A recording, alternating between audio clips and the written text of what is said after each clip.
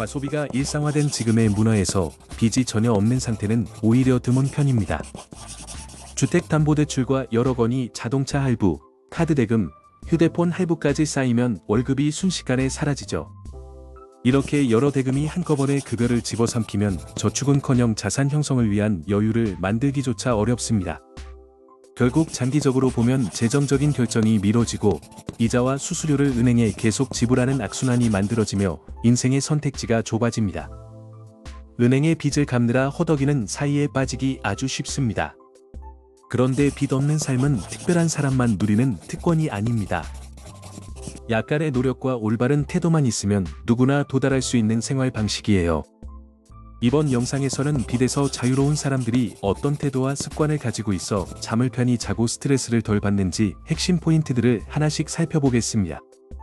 안녕하세요. 머니 스케치입니다. 이 채널은 돈, 개인 재무, 투자에 대해 쉽게 설명해 드립니다. 영상이 도움이 되면 구독과 좋아요 부탁드립니다. 첫 번째 특징은 바로 자제력입니다. 빚을 피하는 사람들은 손쉬운 신용의 유혹에 빠지지 않습니다. 쉽게 빌리는 환경이 있어도 충동적으로 빚을 내어 당장 원하는 것을 사지 않아요. 새 차의 유혹에 가끔 흔들릴 수는 있지만 몇 장의 서류에 도장을 찍고 바로 차를 몰고 나오는 선택이 자신을 빚으로 되돌려 놓는다면 하지 않습니다. 소비가 당장의 문제를 모두 해결해주지는 않는다는 걸 압니다. 일시적인 만족감은 줄 수 있어도 그 뒤에 남는 할부와 이자는 수년간 정신적, 경제적 부담으로 이어집니다. 빚 없는 사람들은 원하는 것을 기다릴 줄 압니다. 즉시 만족을 미루는 능력이 결국 자산을 쌓는 데 큰 도움이 되는 거죠. 은행에 돈이 있어 당장 살 수 있는 상황이라도 구매가 합리적일 때까지 자기 절제를 발휘합니다. 충동 구매 대신 합리적 판단을 우선하고 그 결과로 장기적인 재정 안정성을 확보합니다. 또한 이들은 타인의 시선을 크게 신경 쓰지 않습니다. 더 큰 집을 자랑하기 위해 과도한 대출을 받거나 허영심으로 비싼 옷이나 차를 사서 허세를 부리지 않아요. 저렴한 집에서 만족하고 저렴한 차로도 충분하다고 느끼는 경우가 많습니다. 남을 놀라게 하기 위해 생활 수준을 끌어올리는 대신 그 돈을 더 나은 용도로 재배치하면 오히려 만족도가 높아집니다.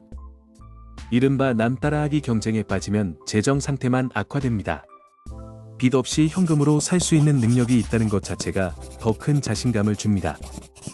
은행 돈으로 값비싼 물건을 소유하는 것보다 자신이 직접 현금을 지불할 수 있다는 사실이 마음의 평화를 줍니다. 이런 태도는 대중적 소비 관념과는 반대되는 일종의 반문화적인 사고방식입니다. 사회는 주담대나 자동차 대출, 카드빚이 있어야 정상이라고 말하곤 합니다. 학자금 대출 없이는 학위를 못 얻는다는 식의 편견도 존재하죠. 하지만 빚 없이 사는 사람들은 이러한 관념을 그대로 받아들이지 않습니다.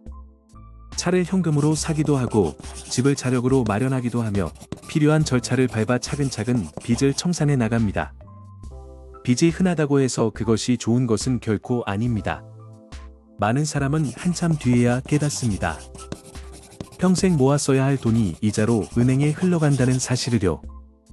그래서 빚 없는 사람들은 다른 사람의 요구에 무조건 예스라고 하지 않습니다. 모든 사회적 제안에 덥석 응하다 보면 빚 없는 삶은 영영 달성하기 어렵습니다. 휴가나 외식, 쇼핑은 삶에 필요한 여가이지만 매번 즉흥적으로 예스라고 하면 비용이 눈덩이처럼 불어납니다. 계획 없이 쇼핑을 하면 수십만 원에서 100만 원대까지 불필요한 지출이 나올 수 있어요. 물론 항상 재미를 거절하면 삶이 단조로워지겠지만 돈을 잘 관리하는 사람들은 언제 예스라고 할지, 언제 노라고 할지를 명확히 구분합니다. 어떤 지출에 예스라고 말할지 신중히 선택하는 것 자체가 삶을 풍요롭게 합니다. 예산에 맞지 않는 소비는 과감히 거절하고 필요하면 미래의 계획에 포함시키세요. 무턱대고 거부만 하는 것이 아니라 우선순위를 정하고 현명하게 선택하는 것이 핵심입니다. 빚 없는 삶은 보통 더 큰 목표의 일부입니다. 목표는 구체적이고 측정 가능하며 달성 가능하고 관련성 있고 기한이 정해져 있어야 합니다. 즉 스매프 원칙을 생활에 적용하는 것이죠. 빚을 없애는 것은 단순한 절약이 아니라 장기적 재정 목표를 이루기 위한 전략입니다. 목표가 분명하면 그 길을 계속 걸을 동기가 생깁니다. 목표 없이 움직이는 것은 목적지 없는 여행과 같습니다. 빚을 줄이려는 사람들은 불필요한 지출을 잘라내는데 주저하지 않습니다.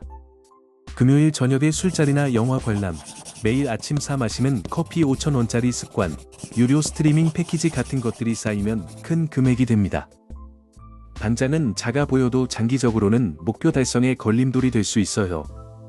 이런 작은 희생은 빚을 정리하는 동안만 계속됩니다. 부채를 갚고 나면 다시 영화와 저녁 식사를 즐길 여유가 예산에 생깁니다. 초기의 엄격한 예산 조절은 영원한 금욕이 아니라 더 나은 삶을 위한 일시적인 투자라는 점을 기억하세요. 그 투자 기간이 끝나면 생활의 질은 오히려 더 좋아집니다. 초기에 약간의 희생을 감수하면 대신 은행에 이자를 보내는 대신 복리로 불어나는 투자 자산을 사들일 수 있습니다. 또한 빚 없는 사람들은 물건에 집착하지 않습니다. 가치 있는 소비는 즐기지만 과도한 부채를 지면서까지 물건을 사지는 않아요. 삶의 시간을 빚 갚는데 허비하는 대신 즐거움과 여유를 선택합니다. 경제적 안전은 불필요한 소비로부터 자유로워지게 해주며 스트레스도 크게 줄여줍니다. 빚을 벗어나려는 사람들은 돈이 행복을 사주지 않는다는 사실을 일찍 깨달은 경우가 많습니다. 화려한 집과 비싼 옷, 고급 물건은 잠깐의 만족을 줄 뿐이며 그에 따른 부담을 생각하면 오히려 삶의 질을 떨어뜨릴 수 있습니다. 타인과 비교하지 않는 태도도 중요합니다. 빚 없는 사람들은 이웃이나 친구, 소셜미디어에 보이는 화려한 삶과 자신을 비교하지 않습니다. 자신의 목표와 상황을 정확히 알고 그에 맞게 에너지를 투자합니다. 남들이 보여주는 외형적 성공만 보고 자신을 평가하면 방향을 잃기 쉽습니다. 소셜미디어에는 좋은 페이지만 올라옵니다. 그 뒤에 숨겨진 문제들은 잘 보이지 않죠. 모든 사람에게는 어려움이 있고 남들이 겉으로 보이는 모습만으로 스스로를 평가하는 것은 불공평합니다. 자신에게 집중하면 마음의 평안과 만족을 얻을 수 있고 진짜 목표를 향해 전진할 수 있습니다. 빚 없이 살게 되면 관대해질 여유도 생깁니다. 빚을 갚아 재정적 기반을 튼튼히 한 사람들은 가족이나 친구, 교회나 자신이 믿는 일에 기꺼이 베풀기를 즐깁니다. 기부나 11조 같은 행위는 단순한 지출이 아니라 마음과 공동체에 주는 보상이기도 합니다. 베푸는 경험은 금전적 보상과는 또 다른 큰 만족을 줍니다.